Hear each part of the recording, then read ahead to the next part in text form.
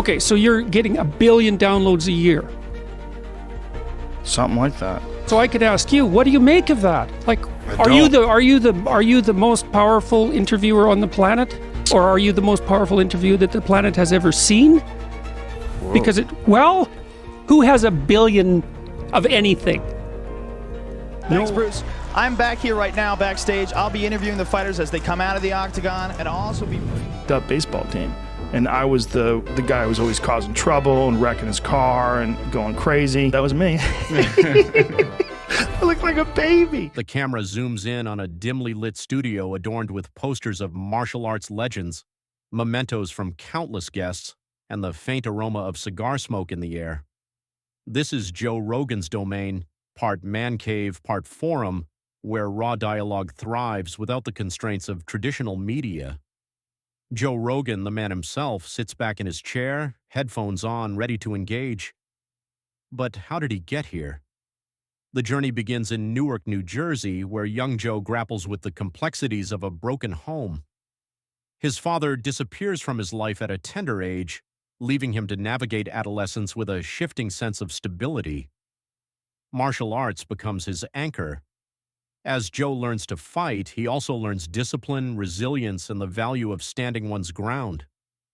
This passion for combat molds his worldview, ultimately driving him to championship titles in Taekwondo and infusing him with the confidence to make people laugh through stand-up comedy. Fast forward to Los Angeles in the late 1980s. Rogan's journey to fame is far from smooth. On nights when the laughter is sparse and the applause feels distant, he faces self-doubt like countless aspiring comedians before him. But opportunity knocks. He lands a role on the sitcom News Radio, followed by hosting the audacious reality show Fear Factor. Each stint sharpens his skills, teaching him how to engage audiences, command attention, and thrive under scrutiny. Yet the hunger remains. There is more he wants to say, and he is about to find the perfect stage. In 2009, Rogan and his friend Brian Redban start recording conversations from their living room, streaming them live. They have no script, no expectations, just raw, unrestricted talks about life, politics, science, and psychedelics. What begins as a casual chat spirals into a cultural phenomenon, the Joe Rogan Experience, JRE. Millions tune in for its unscripted honesty. It becomes a space where Rogan can be unapologetically himself, curious, combative, and deeply human. But fame does not come without challenges. As the podcast grows, so does scrutiny. Rogan brings controversial guests from conspiracy theorist Alex Jones to politically divisive figures like Jordan Peterson. Critics label him reckless, while fans see him as a torchbearer for free speech.